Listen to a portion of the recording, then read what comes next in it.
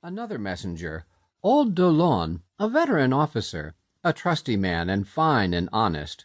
The king kept him and gave him to Joan to be chief of her household, and commanded her to appoint the rest of her people herself, making their number and dignity accord with the greatness of her office. And at the same time he gave order that they should be properly equipped with arms, clothing, and horses. Meantime the king was having a complete suit of armor made for her at Tours. It was of the finest steel, heavily plated with silver, richly ornamented with engraved designs, and polished like a mirror. Joan's voices had told her that there was an ancient sword hidden somewhere behind the altar of St. Catherine's at Fierbois, and she sent de Metz to get it. The priests knew of no such sword, but a search was made, and sure enough it was found in that place, buried a little way under the ground. It had no sheath and was very rusty, but the priests polished it up and sent it to Tours, whither we were now to come. They also had a sheath of crimson velvet made for it, and the people of Tours equipped it with another made of cloth of gold.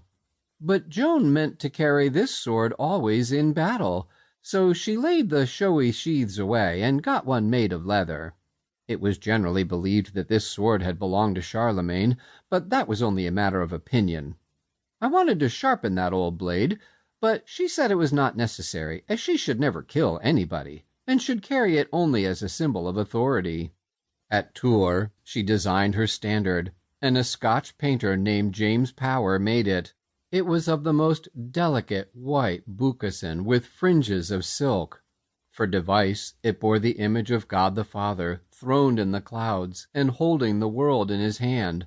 2 angels knelt at his feet, presenting lilies.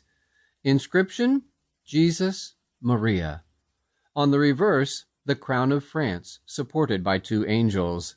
She also caused a smaller standard or pennon to be made, whereon was represented an angel offering a lily to the Holy Virgin. Everything was humming there at Tours. Every now and then one heard the bray and crash of military music. Every little while one heard the measured tramp of marching men. Squads of recruits leaving for Blois.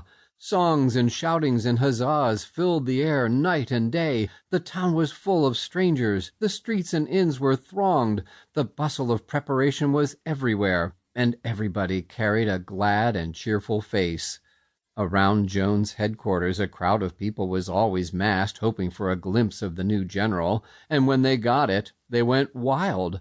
But they seldom got it, for she was busy planning her campaign, receiving reports, giving orders, dispatching couriers, and giving what odd moments she could spare to the companies of great folk waiting in the drawing-rooms. As for us boys, we hardly saw her at all, she was so occupied. We were in a mixed state of mind, sometimes hopeful, sometimes not, mostly not. She had not appointed her household yet. That was our trouble. We knew she was being overrun with applications for places in it, and that these applications were backed by great names and weighty influence, whereas we had nothing of the sort to recommend us. She could fill her humblest places with titled folk whose relationships would be a bulwark for her and a valuable support at all times. In these circumstances, would policy allow her to consider us? We were not as cheerful as the rest of the town, but were inclined to be depressed and worried. Sometimes we discussed our slim chances and gave them as good an appearance as we could, but the very mention of the subject was anguish to the Paladin, for whereas we had some little hope, he had none at all. As a rule, Noel Rongaison was quite willing to let the dismal matter alone, but not when the Paladin was present. Once we were talking the thing over when Noel said, "Cheer up, Paladin. I had a dream last night, and you were the only one among us that got an appointment. It wasn't a high one, but it was an appointment anyway. Some kind of a lackey or body servant or something of that kind." The Paladin roused up and looked almost cheerful, for he was a believer in dreams, and in anything and everything of a superstitious sort, in fact. He said with a rising hopefulness, "I wish it might come true. Do you think it will come true?" "Certainly. I might almost say I know it will, for my dreams hardly ever fail." "No, I could hug you if that dream could come true. I could indeed. To be servant of the